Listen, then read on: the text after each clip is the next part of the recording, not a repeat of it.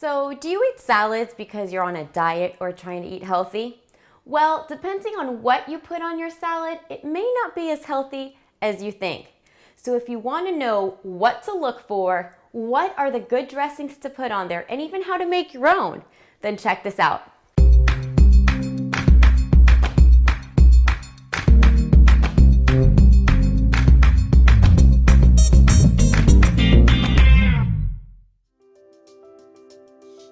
Hey guys, I'm Michelle Marie from MichelleMarieFit.com. Welcome to Fit in the Kitchen with Michelle Marie. So today we are talking about salads and salad dressings because most people tend to eat a lot of salads when they're on a diet or trying to eat healthy. Myself, not so much. I don't really like salads because I'm an eater. I love to eat. And a salad, if I were to eat one, I'd be hungry in like an hour. It just doesn't fill me up. So I choose to eat other things, but I do like salads if I eat them out. But I do understand that a lot of people love to eat salads. So I just wanted to show you guys that depending on what you put on your salad, it may not be as healthy as you think. So here are some, I think, pretty popular dressings that people have. This is a Thousand Island dressing. And like I always tell you, so important, guys, to read the nutrition facts. You will be amazed at what you read. So this, first of all, what I want to look for is the serving size. So the serving size is 2 tablespoons. So most people, when you have like a gigantic salad, use way more than 2 tablespoons. So in 2 tablespoons, we have 12, a whopping 12 grams of fat. So here you are thinking that you are eating this fabulous, super healthy salad, and you probably would have 3 servings of this here, because probably about 6 tablespoons is what you're putting on your huge salad. So that's like 40 grams of sugar. 40 grams of fat in your salad. So you might as well have a few French fries for that. I would rather enjoy some French fries than a salad for 40 grams of fat. So that.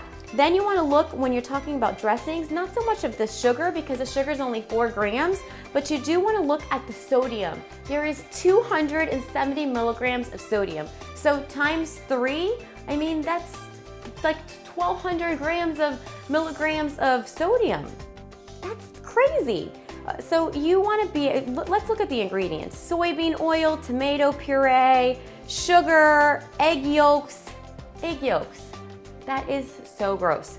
So let me just give you a few other examples. This is a ranch dressing, I think another really popular one. So here we have, in 2 tablespoons, we have 11 grams of fat. We have 240 milligrams of sodium. So times 3, that's like 600 milligrams. That's disgusting, guys. So for me, it's disgusting. But I just want to show you that not all of these dressings are good for you. So here's something to remember. If it's creamy, most of the time, it's gonna be full of fat. You wanna stick to something that is oil and vinegar based. If it's not creamy, it's better for you, okay? If you're home, so that's what you wanna do when you're out. Order one that's oil and vinegar based, like an Italian or a balsamic vinaigrette, something of the sort. But what I choose to do is make my own vinaigrette at home because then you can control the quality of the ingredients. So I'm just going to give you a base and some ideas, and then you guys can start playing around with it. So here's what we do. Take a little bowl, and what I do, because you don't want to have to do this all the time. I know us moms, we're busy, we don't have time to whip up a vinaigrette all the time, but I make a lot of it, and then I just save it in a little container in my fridge, and I use it whenever I need it. So much healthier.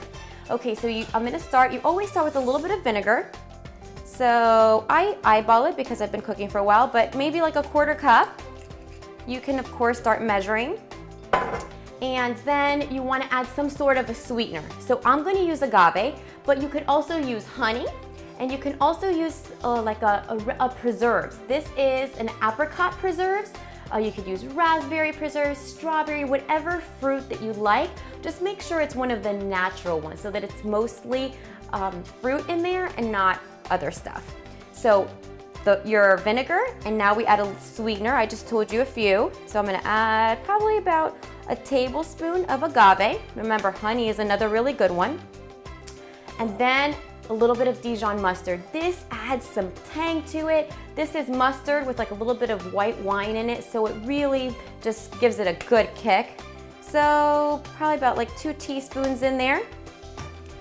A little bit of salt, a little bit of pepper. So see guys, I can control the ingredients, the quality of the ingredients, and the amount of the ingredients that I put in here to make sure that this is a lot healthier. And this is gonna be just as tasty as this, with a lot less calories, a lot less fat, and a lot less sugar.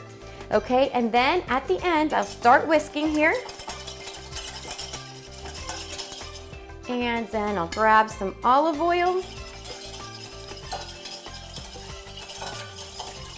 Probably about equal or a little more oil than the vinegar. So maybe you put like a 1/4 cup or a 1/3 cup of oil in there, and you just whisk. And then when you're a cook, you always gotta taste.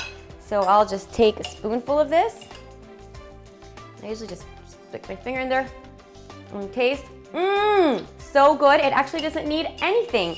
But remember, you can start getting creative. You can add sesame seeds in here, poppy seeds in here to add a little bit of texture. You can add more sweetener if you want it sweeter. You can even add stevia in here if you don't want the added grams of sugar, but you want it sweeter. So guys, here's just a basic strategy. These are the basics, what you start with, and then you can start adding other stuff. You could use other oils, flaxseed oil, coconut oil, and use other kinds of preserves or even mashed up fruit in here. Lemons or limes are great in vinaigrettes. Cilantro and parsley herbs are great to add in here. So this is your base. Start working from it.